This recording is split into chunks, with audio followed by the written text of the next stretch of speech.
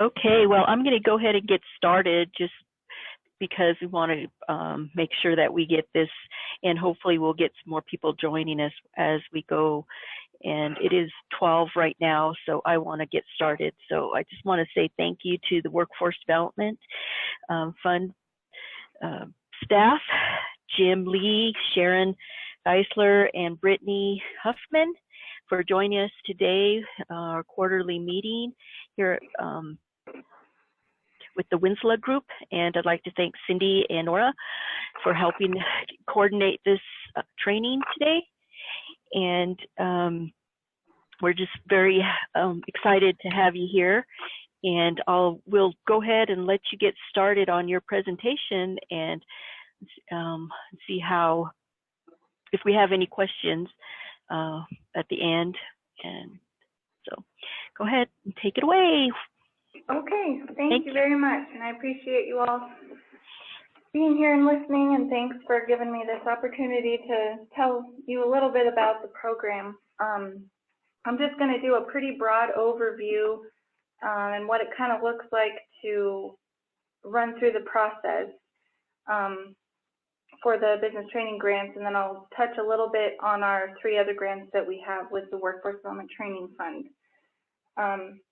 I'm okay if you guys stop me as we go through with any questions or comments. So I'll go ahead and get started.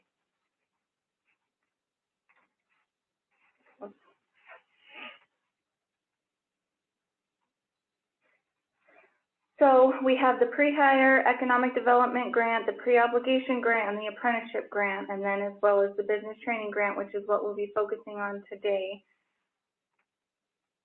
This is what our website looks like. So I have the business training grant circled on where you would go to apply online, which is the only way that we currently have available to apply.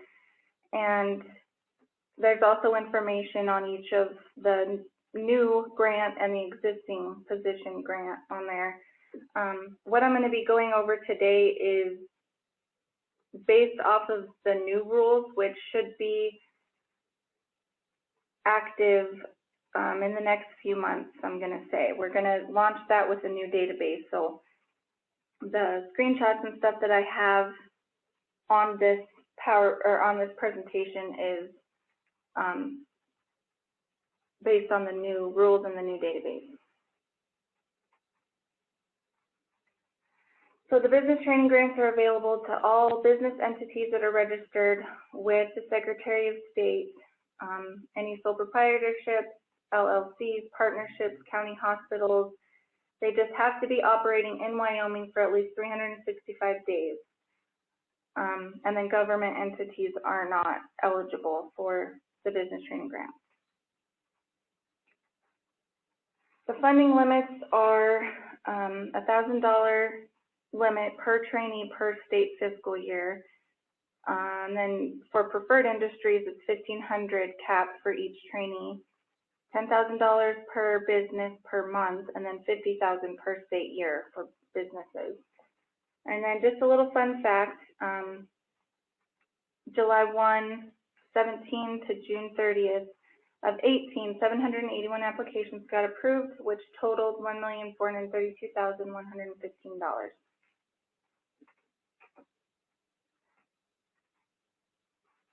Prioritization needs, this is... Hi, I have a question. If we could go back to the previous. Did the funding limits change? I think it used to be $2,000 per trainee. So currently the rules are $2,000 per trainee for existing positions that are full-time positions or part-time. I'm sorry, $1,000 for part-time employees, $2,000 for full-time employees, and then $4,000 for new positions that make above the county mean wage. And that'll be changing with the new rules. That will be changing to this 1,000? Yes. And when is that effective, the 1,000? It should be within the next few months. We don't have a set date yet. Okay, so get your applications in. So we're estimating September 1st at this point. Okay. But Thank that's you. for part-time, right? The $1,000 is for part-time? The current rules, yes, the $1,000 is for part-time employees, but this, what I'm showing here on the presentation, that is for any, we're not going to have new and existing positions. It's just going to be $1,000 cap per trainee per state fiscal year for non-preferred industries. Okay, thanks. Thinking effective September 1st. Okay. Tentatively, yes. Yeah. Thank you. And this is just based off of the rules. So these, the new rules. This is kind of what the purpose of this grant is for economic growth potential, employment-based, wages, benefits, and career opportunities. Overall, just workforce development needs based off of the Workforce Development Council. These are the tiers that are going to be in effect with the new rules. So the first two tiers will be eligible for the $1,500, and then the last two will be eligible for the $1,000.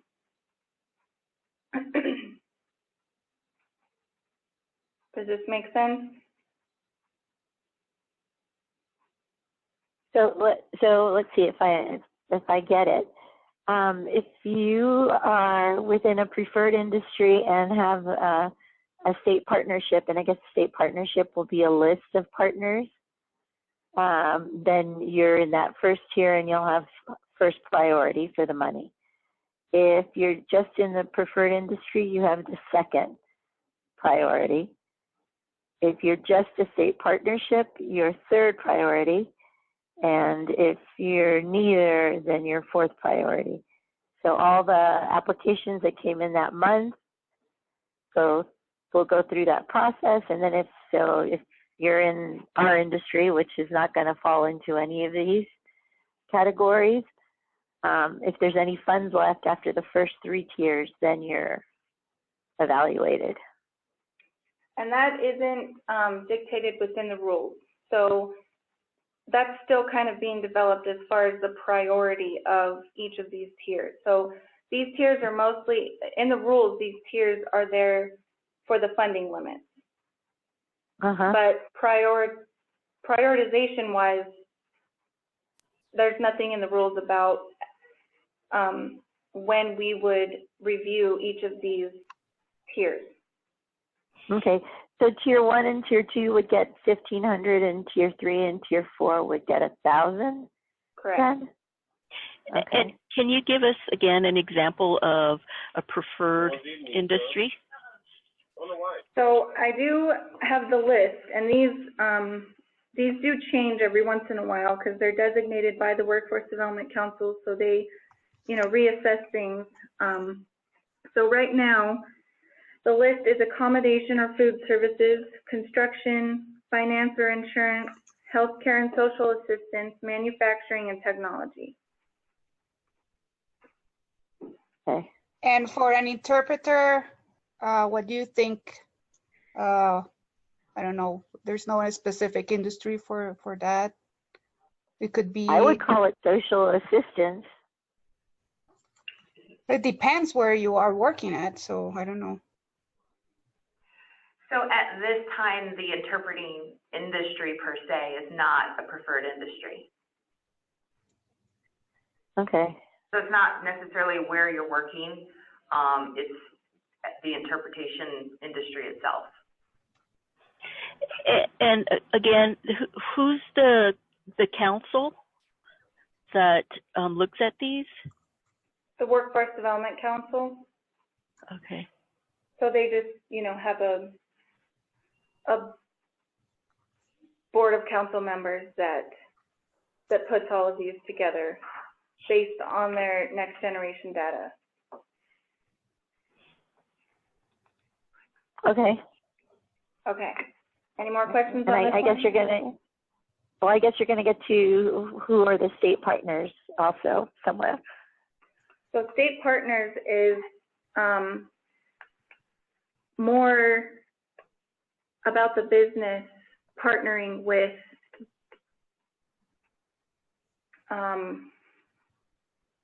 economic development entities. So at this time, that is self-reporting on the application. So they just indicate on there whether they have any kind of partnership with any of the economic development entities. So you could be affiliated with the Wyoming Business Council, the Next Gen Business Partners in each of the cities. For example, Next Gen for Cheyenne is construction, and that's the series of businesses in the construction business. Or if you are in Casper, you're manufacturing, that would be Next Gen Partners. Does that make sense? Well, what about Endow and that whole? That's correct. If you are part of the Endow or WDA, the Wyoming Economic Development Association, any of those partners. That would be considered. Is there a list available by county or city or something like that? There are lists. Do we have them with us today? No. No. If you go up to like the Endow website, you'll find the partnerships up there. Or if you go to the Wyoming Business Council website.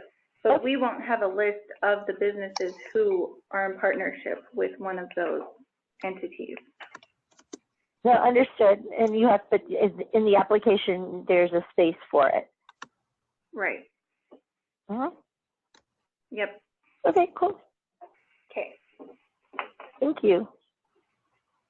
So the training eligibility. Well, you guys are using Prezi, right? Yep. So the training eligibility, we're looking for a skill upgrade, a direct relationship between the training and the trainee's occupation, and all of this needs to be described in the application part of the process. Training is not normally provided by businesses.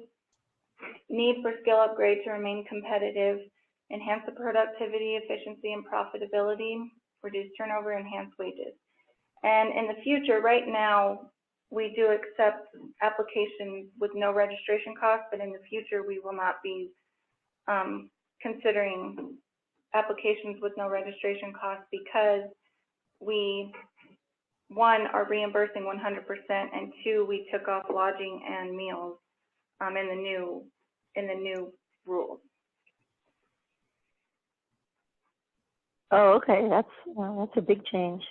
Yeah, and that is, we're coming into this, and they made a lot of the rules before we got here, but I'm assuming that one of the reasons why they did the 1,500 cap per trainee is because of that 100% reimbursement, and taking away the meals and lodging option. And no travel, and so nothing with travel either, like airfare, mileage. Airfare will be. Travel expenses are still in. Right, travel expense, so airfare, baggage fees,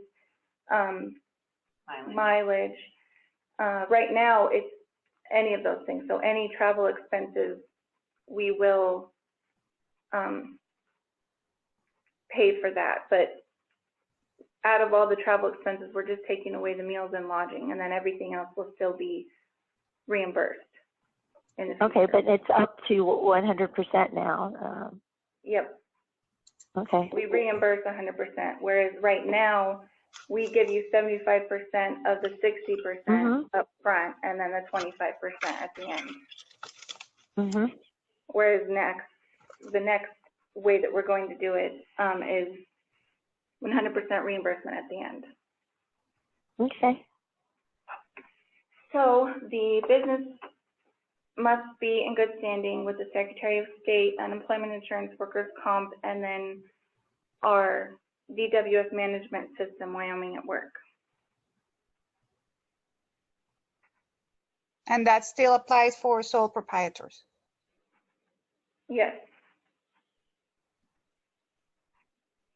This is what Wyoming at Work looks like. So you would just basically create an account. It's real easy to do this.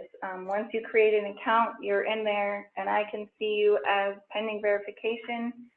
And then the Workforce Center would enable you on Wyoming at Work.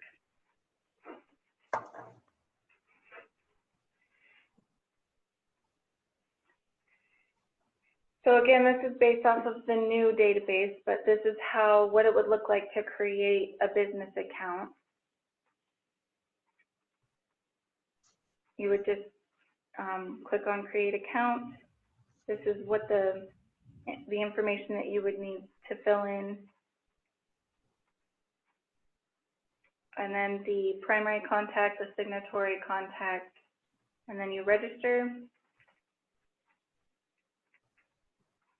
We will get it at that point, then we'll approve it. And as long as you're in good standing with UI, Secretary of State, all of that business eligibility pieces, and then you'll be able to create an application. Can I jump in real quick? This is Sharon. Just a side note, we will be opening the new database towards the end of July in order for businesses to start creating their accounts. We won't be migrating any of the information in our current database over into the new database. We'll be just starting brand new from scratch. And so we'll be getting communication out, letting people know that they can start creating their accounts towards the end of July. And then we'll do the same application process in August as we're doing it right now. And then that's why we're shooting for September, for those businesses that have created their account to be able to apply for grants in the new database in September. So just to ensure I understood, if you're currently an existing business and using the system, you will have to reapply once you migrate to the new database? You'll be setting up your account again in the new database, yes. And all businesses will have to do that. None of it, there will be no data migration to the new database. They'll have to set up new businesses all over again. Okay. And once we start the process for applications, then the old database will be inactive as far as applying for grants. Okay. Okay. So applying, you'll need all the training information. If the business has a state partnership, like we talked about earlier, it'll have a place to indicate that. The training provider information and the location, training description, and then the trainees information, and all the supporting documents for the application. So the registration fee, just, estimates obviously on all of them, and then the travel expenses that we will cover. And in the new rules, it will still be 30 to 110 days from the first day of the training period, or the first travel day. Okay. So this is what it'll look like once you get into the database. After you register your business and get approved, this is what it'll look like, and then that's where you can push new application and then fill out all the information here and hit submit. Look at that, a Jackson business. And you can also save as you go through, log off a couple days later, go back in, and it'll save. So you don't have to do it all at one time, similar to how it is now. Mm-hmm. Back to what the allowable expenses will be in the new set of rules. Direct training costs, which this includes class fees and class materials. And then the mileage and airfare for transportation. And also, if you have an instructor coming to your place of business, we do cover the same expenses for them. So mileage and airfare, travel expenses. But not lodging in the future. Correct. In the future, yep.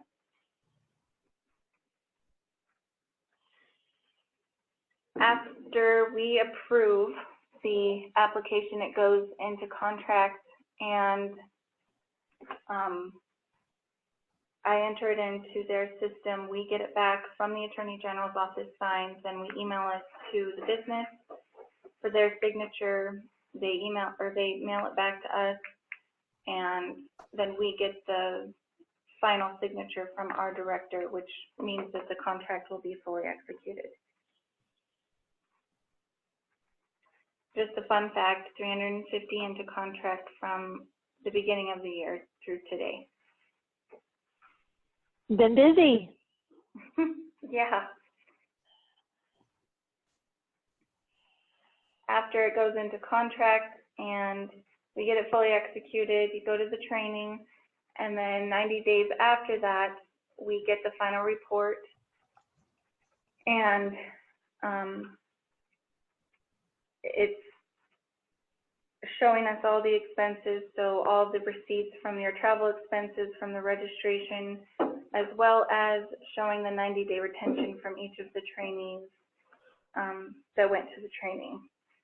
So the final report will include the summary of the results from the training, an agenda, payroll document dated 90 days from the last day of training, receipts for the allowable expenses, and assurance that the trainee attended the training. So that could be a certificate, that could be a sign-in sheet, just showing that the trainee was at the training.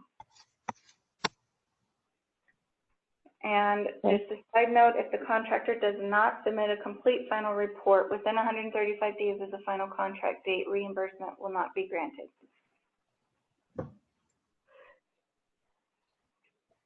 After the final report is completed, then we basically just send it off to fiscal, and they will make the payment, 100% reimbursement.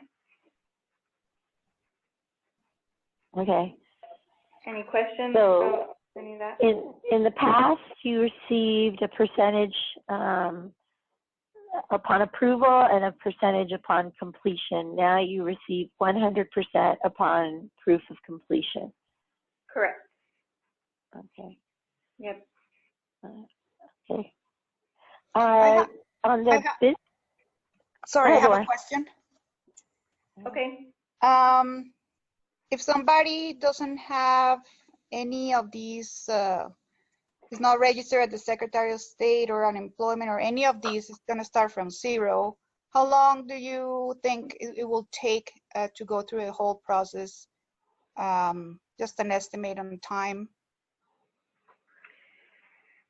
I would say, just to be safe, to count on, what is it, 4 to 6 weeks? A month, yeah. That the unemployment insurance and workers' comp, that's how long it usually takes for them to process your account registration with them. So how long, Now, sorry? 4 to 6 weeks. Okay, like I'm asking the question is because most of the interpreters, we don't work for a company.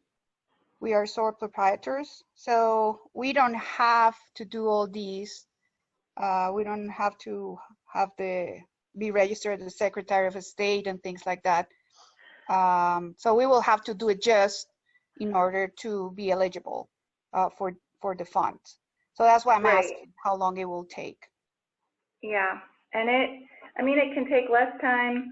I just kind of give that amount of time just so, just to basically cover all bases, because you just never know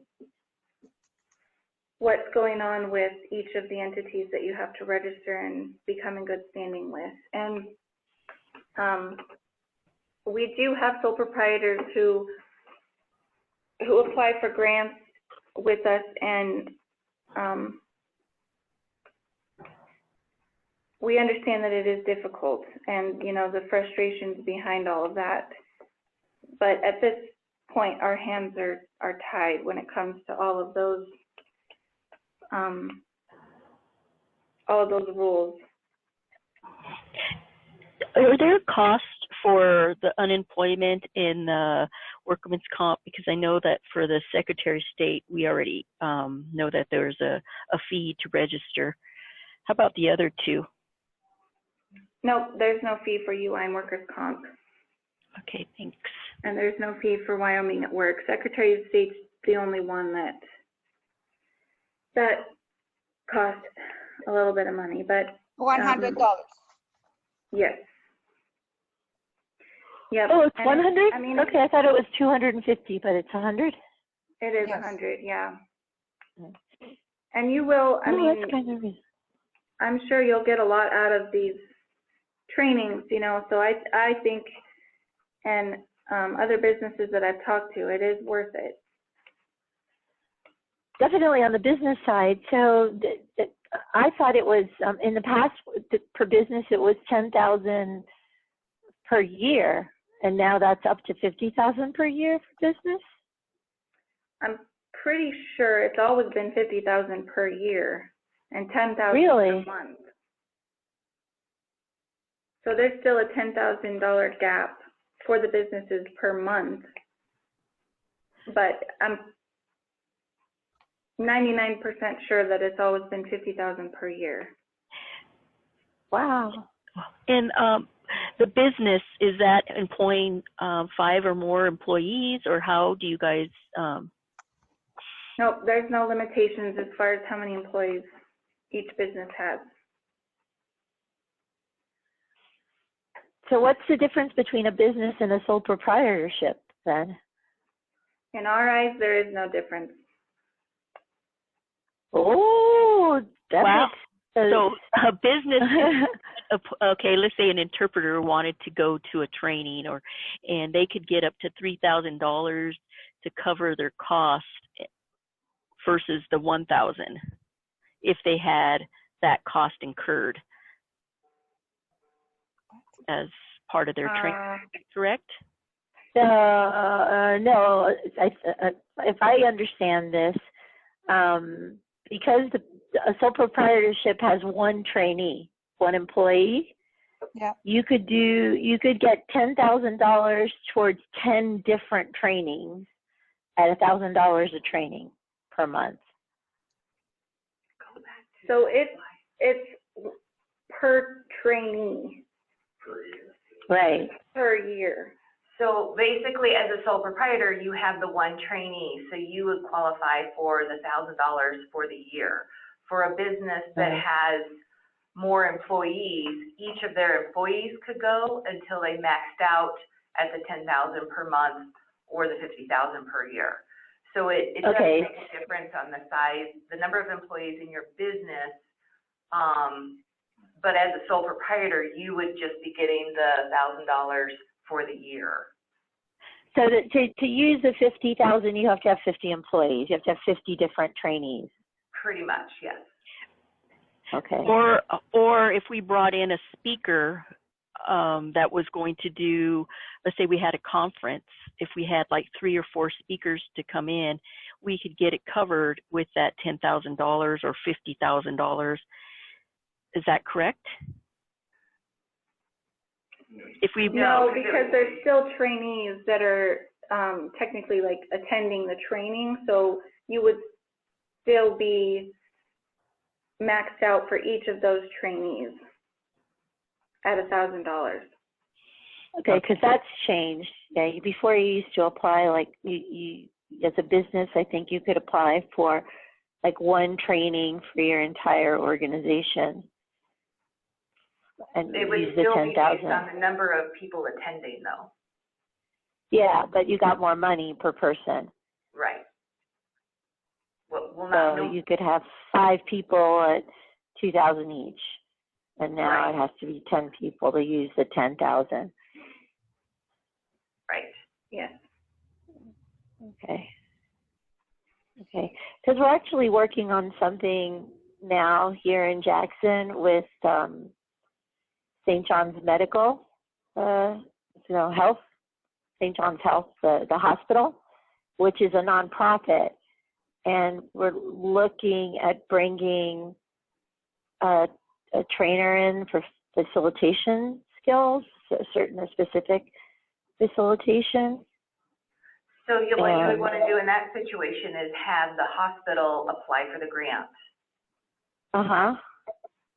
But would they be able to charge people in addition? So if it costs more than the grant that they receive, you could still charge people to attend the training? Or they could pay for the difference for their employees? How? So you would max out with the funding limit that we provide, but if your training costs more than that, then you would have to pay the difference. Okay. That's what I'm thinking. Okay. And it's still 10K right now.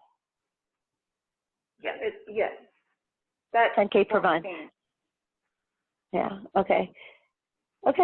Yeah, we're really, I mean, and we would love for all of you to attend this training. It's going, we're trying to, when we pull it off, it's going to be really awesome. It's called 6 Thinking Hats. It's about facilitating and change management, or using these tools that are based on the 6 different ways that we think. And it's very interesting. Anyway. That sounds interesting. Yeah. Yeah. You look like you're still thinking. Okay. Yeah. You're doing great. Perfect timing, the whole 9 yards. So regarding the timing of the new database and the new implementation, if you apply for something that is going to take place in October, but we apply now, today's rules are in effect, even though the training takes place in October. Yes. Okay.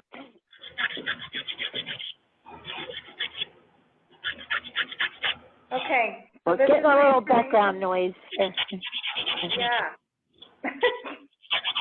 Somebody's cleaning So I think all you guys have my information, my email, and then this is my phone number. If you need to call with any other questions about from this presentation or about applying, any of that, I believe somebody's already been in contact with Sharon.